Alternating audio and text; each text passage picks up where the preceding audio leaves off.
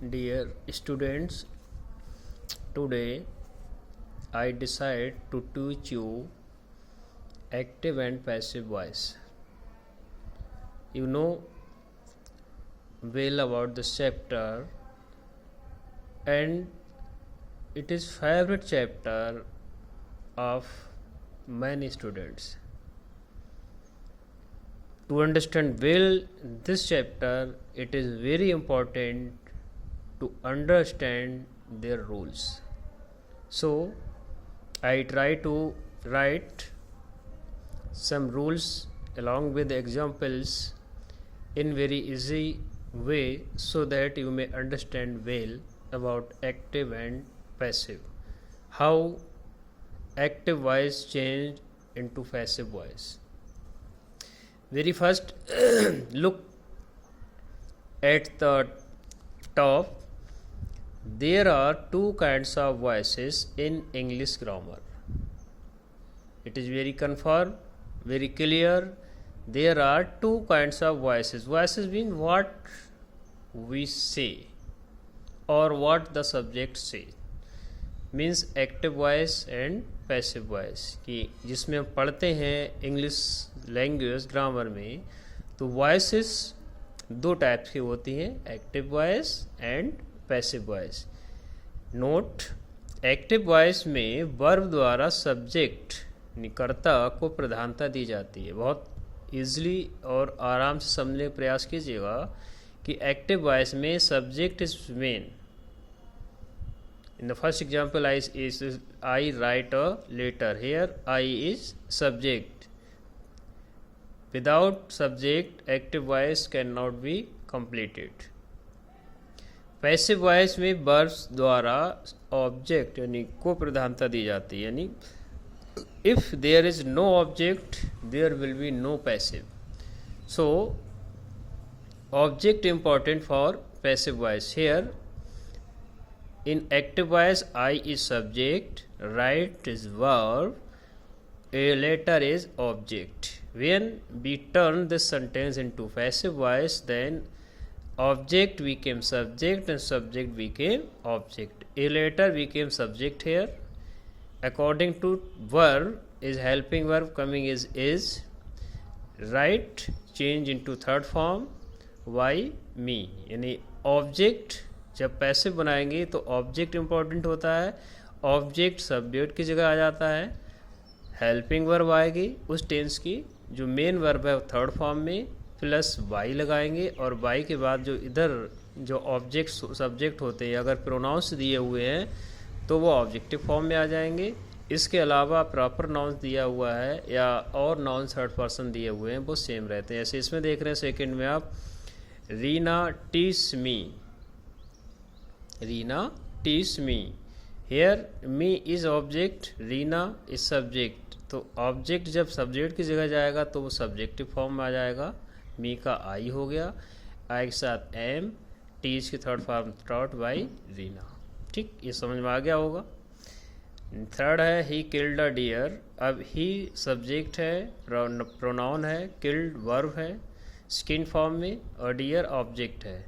और डियर इधर जब सब्जेक्ट बन गया वॉज किल्ड, क्योंकि ये किल्ड वर्ब है सेकेंड फॉर्म में यानी पास्ट इंडेफिनिट है, और जी पास्ट इंडेफिनिट में हेल्पिंग वर्ब क्या आती है, वॉज और वेयर, बाई हिम. ये समझ में आ गया होगा.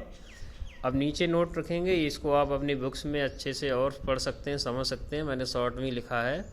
एक्टिव वॉइस में यानी तीन टेंसेज यानी present tense, past tense, future tense के जो टोटल 12 भाग होते हैं, किंतु पैसिव वॉइस केवल 8 यानी 8 टेंस की बनाई जाती है. जो हमारे 12 पार्ट्स होते हैं, 12 पार्ट्स में जो 3 पार्ट्स लास्ट फोर्थ पार्ट होता है उसकी पैसिव नहीं बनती है, और फ्यूचर कंटिन्यूस की पैसिव नहीं बनती. वो हमने यहाँ पर मेंशन कर दिया है, ये आपको समझ में आ जाएगा. अब मूव करते हैं सेकेंड यूनिट पर. सब्जेक्ट यदि प्रोनाउन हो तो इस प्रकार बदले जाते हैं, यानी ये भी प्रोनाउंस जब आ जाते हैं तब पैसिव वॉइस में हम क्या करेंगे. यानी आई है तो मी हो जाएगा, अगर मी ऑब्जेक्ट है वो सब्जेक्ट बनेगा तो वो आई हो जाएगा. इसमें आप बहुत अच्छे से समझ सकते हैं, कोई डाउट क्लियर हो जाना चाहिए. फिर नोट नीचे दिया है, एक्टिव वॉइस से पैसिव वॉइस में बदलने के लिए निम्नलिखित नियम होते हैं। कुछ शॉर्ट करके लिखने का एफर्ट किया है आपके लिए। तो सबसे पहले सब्जेक्ट को ऑब्जेक्ट और ऑब्जेक्ट को सब्जेक्ट बना देते हैं। ये बहुत जनरल सा रूल है। जैसे अगर आप पहले सेंटेंस में देखेंगे तो उसमें लिखा है I write a letter, I subject है, राइट वर्ब है, ए लेटर ऑब्जेक्ट है। अब इसको हमने जब पैसिव में बदला तो ए लेटर यहाँ ऑब्जेक्ट है, वो यहाँ सब्जेक्ट बन गया, इज़ हेल्पिंग वर्ब आ गई, रिटन इसकी मेन वर्ब आ गई, और आई जो सब्जेक्ट है वो इधर आके क्या हो गया, ऑब्जेक्ट हो गया। ये समझ में आपको आ रहा होगा। एक ग्राफ से आपको बताने का प्रयास भी किया है चेंज ऑफ वॉइस कैसे बदलते हैं। जैसे आई राइट ए लेटर, आई क्या है, सब्जेक्ट है, राइट वर्ब है, एक्टिव फॉर्म में है, ए लेटर क्या है, इसका ऑब्जेक्ट है। अब जब हमने पैसिव में बदलेंगे तो ऑब्जेक्ट सब्जेक्ट बन जाएगा और सब्जेक्ट ऑब्जेक्ट बन जाएगा। ए लेटर ऑब्जेक्ट बन गया, किसकी जगह आ गया, सब्जेक्ट बन के आ गया इधर। इसके टेंस के अकॉर्डिंग वर्ब आ गई, और जो मेन वर्ब है थर्ड फॉर्म में आ गई, पैसिव वॉइस। अब यहाँ राइट एक्टिव फॉर्म में है, यहाँ इज रिटन इसकी पैसिव फॉर्म बन गई, प्लस वाई लगाएंगे ऑब्जेक्ट, और जो आई है इधर वो यहाँ पर आगे क्या बन गया, मी बन गया। नेक्स्ट है नए ऑब्जेक्ट से पहले वाई लगाते, यानी जो वाई है वो ऑब्जेक्ट से पहले लगेगी, क्योंकि जब इधर सब्जेक्ट है इधर ऑब्जेक्ट बनेगा तो उससे पहले वाई आएगी। टेंस के अनुसार हेल्पिंग वर्ब लगाते हैं, इसको ध्यान रखिएगा। जिस टेंस का वो सेंटेंस दिया है वही वर्ब उसकी हेल्पिंग वर्ब आएगी। एक्टिव वॉइस की मेन वर्ब को थर्ड फॉर्म में लिखते हैं, यानी जो मेन वर्ब होगी, जैसे राइट है अभी ये फर्स्ट फॉर्म में है, अब जब इसको पैसिव बनाएंगे तो क्या हो जाएगा, रिटन हो गया। एक्टिव वॉइस से पैसिव वॉइस में बदलने पर हेल्पिंग वर्ब टेंस के अनुसार बदल जाती है। हाँ, इसको विशेष ध्यान रखना कि ज़रूरी नहीं कि वहाँ पर एक ही वर्ब कैरी कर रही हो, जिस टेंस का होगा उसी अकॉर्डिंग उसकी हेल्पिंग वर्ब आती हैं। फिर लिखा है केवल ट्रांजिटिव वर्ब, ये आप पीछे जब वर्ब का चैप्टर पढ़ाया था ट्रांजिटिव इंट्रांजिटिव, आपको याद रखना चाहिए। ट्रांजिटिव वर्ब कौन से होते हैं, वर्ब जिनके साथ ऑब्जेक्ट आता है को पैसिव बनाते हैं, यानी बिना ऑब्जेक्ट का कोई सेंटेंस जिसमें ऑब्जेक्ट ना आया हो उसको पैसिव नहीं बदल सकते। इसका स्ट्रक्चर क्या होता है पैसिव वॉइस में, सब्जेक्ट यानी जो ऑब्जेक्ट होता है इधर सब्जेक्ट बन जाता है, प्लस बी का मतलब helping verb, main verb third form, plus by plus object, जो इधर सब्जेक्ट होगा वो ऑब्जेक्ट बन जाएगा, प्लस अदर। अब हम मूव करते हैं चैप्टर यूनिट वाइज, यानी पहला टेंस हमने पिकअप किया है। पहला टेंस हमारा कौन सा आता है, प्रेजेंट टेंस, और प्रेजेंट टेंस का फर्स्ट पार्ट जो हमने लिया है प्रेजेंट इंडेफिनिट और सिंपल प्रेजेंट। ठीक, अब इसको डिटेल में समझने के लिए सबसे पहले आप समझने का प्रयास कीजिए जो प्रेजेंट इंडेफिनिट टेंस होते हैं उनमें सेंटेंस का स्ट्रक्चर कैसा होता है, यानी किस तरह का सेंटेंस में वर्ब यूज़ होती है, वो आप बहुत ज़रूरी है। अफर्मेटिव सेंटेंस अगर लिखा होगा तो सब्जेक्ट होगा वर्ब फर्स्ट फॉर्म में, स्लैश एस और यस, यानी कुछ जो आपने पीछे चैप्टर में पढ़ा है वर्ब वाले में, जिसमें मैंने प्रेजेंट इंडेफिनिट टेंस में बताया है, वो ही इसीलिए बताया था कि आप इसको समझ सके कि जिन सब्जेक्ट के साथ वर्ब फर्स्ट फॉर्म में आती है, या कुछ सब्जेक्ट ऐसे होते हैं, प्रोनाउन ऐसे होते हैं जिनके साथ एस और यस लगा होता है, प्लस ऑब्जेक्ट प्लस अदर, यही दिया होता है। नेगेटिव में subject do not does not आता है, ये आपको अच्छे से पता है कि डू नॉट किसके साथ आता है, डज नॉट किसके साथ आता है। जब डू डज लग जाएगा तो वर्ब फर्स्ट फॉर्म में दी हुई होगी।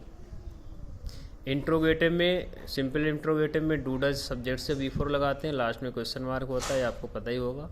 जो डब्ल्यू एच वाले क्वेश्चन मार्क इस सेंटेंस होते हैं उनमें डब्ल्यू एच वर्ड पहले आता है, प्लस डू और डज सब्जेक्ट इटसी। अब एग्जाम्पल आप लिखे हुए देख रहे हो, Lata reads her book, you play cricket, दोनों प्रेजेंट इंडेफिनिट के सेंटेंस है। यहाँ लता है यानी थर्ड पर्सन सब्जेक्ट है, इसमें वर्ब में एस और यस लगेगा। यू के साथ वर्ब फर्स्ट फॉर्म में आती है, इसमें एस और यस नहीं लगेगा। नेगेटिव में आप देख रहे हैं यहाँ डू डज नॉट आया जो ही के साथ है, अगर आई या यू भी होगा तो यहाँ डू आता। ऐसे आप इंट्रोगेटिव में देख सकते हैं। अब जब इनको हम पैसे में बदलेंगे, पैसिव वॉइस में, तब इनका सेंटेंस का स्ट्रक्चर क्या बन जाएगा, अफर्मेटिव सेंटेंस में सब्जेक्ट प्लस हेल्पिंग वर्ब में is am are according to subject आएगी, मेन वर्ब हमारी third form plus by plus other. Negative sentence में यहाँ पर डू नॉट डन नॉट आता है, जब इंट्रोगेटिव चेंज करें उसका पैसिव वॉइस में चेंज होगा तो वहाँ डू नॉट डज नॉट हट जाता है, फिर वहाँ according to subject helping verb आती है, नॉट वहीं रहेगा, मेन वर्ब और वो सब सेम रहते हैं वैसे ही जैसे ऊपर इसमें हुआ है। अब इंट्रोगेटिव में पहुंचेंगे। इंट्रोगेटिव में डूडस पहले दिया होता है तो इसीलिए हेल्पिंग वर्ब पहले आ जाएगी। अगर आप WH वाले क्वेश्चन मार्क से शुरू होता है क्वेश्चन वर्ड से तो WH वर्ड पहले रहेगा, उसके बाद हेल्पिंग वर्ब आएगी, subject, main verb third form, by plus other, last में क्वेश्चन मार्क। इसको आप आराम से समझ सकते हैं। ये समझ गया होगा। दोनों स्ट्रक्चर समझ लीजिएगा। पहले आप एक्टिव फॉर्म वाले सेंटेंस को देखिएगा, फिर पैसिव फॉर्म वाले के सेंटेंस को स्ट्रक्चर को देखिएगा। पहला सेंटेंस लिखा लता रीड्स हर बुक। अब हर बुक, इसमें लता क्या है? सब्जेक्ट है, रीड्स की वर्ब है। वर्ब कौन से? प्रेजेंट इंडेफिनिट की। और हर बुक क्या है? इसमें ऑब्जेक्ट है। अब इसको पैसिव बनाया, हर बुक यहाँ सब्जेक्ट बन गया, सिंगुलर है इसलिए इज आया। रीड की थर्ड फॉर्म सेम रहती है, रेड पढ़ते हैं इसे, बाय लता। ये एग्जाम्पल्स आप इसको समझ सकते हैं अच्छे से, इसमें कोई ऐसा नहीं है जो आपको कंफ्यूज करे। आप थर्ड देख रहे हैं, does she wash her cloth. तो हर क्लॉथ यहाँ ऑब्जेक्ट है, प्लुरल है, हर क्लॉथ यानी आर सब्जेक्ट से पहले रहेगा, हर क्लॉथ ऑब्जेक्ट बन गया, वास्ट इसकी बार third form by her. Why is she abused by you, question दिया why do you abuse her, तो वाई WH वर्ड है वो अपनी जगह रहेगा, उसके बाद हेल्पिंग वर्ब आ जाएगी, फिर यहाँ हर है जिधर सब्जेक्ट बन गया, सी हो गया, अब्यूज की थर्ड फॉर्म अबूज्ड बाई यू। ये आपको अच्छे से समझ में आ रहे होंगे। इसके अलावा आप जिसमें देख सकते हैं हेल्पिंग वर्ब सब्जेक्ट के अनुसार बदलती रहती है, आप ये समझ सकते हैं। जैसे यहाँ पर क्या कर रहे हो, singular subject he see it, name के साथ इज आएगा, आई के साथ एम आता है, प्लुरल सब्जेक्ट यू वी दे के साथ आर आता है। तो बच्चों ये आपको फर्स्ट यूनिट अच्छे से समझ में आ गई होगी। उम्मीद करता हूँ कोई डाउट नहीं होगा, अगर है तो उसे पूछ लीजिएगा और इनको अपनी फेयर कॉपी में अच्छे से नोट कर लें। इनकी वर्कशीट आपको भेज रहा हूँ, उसको करने का प्रयास करें। कल जैसा मैंने बताया आपका टेस्ट ड्यू है, जो भी उसका सिलेबस मैंने बताया अच्छे से तैयार कर लें। यही टाइम रहेगा आपका 10 AM to 11 AM, और एक सीट दूंगा उसे आप करके और दोबारा उसी कॉपी पे मुझे सेंड कर दें। Thank you, have a nice day.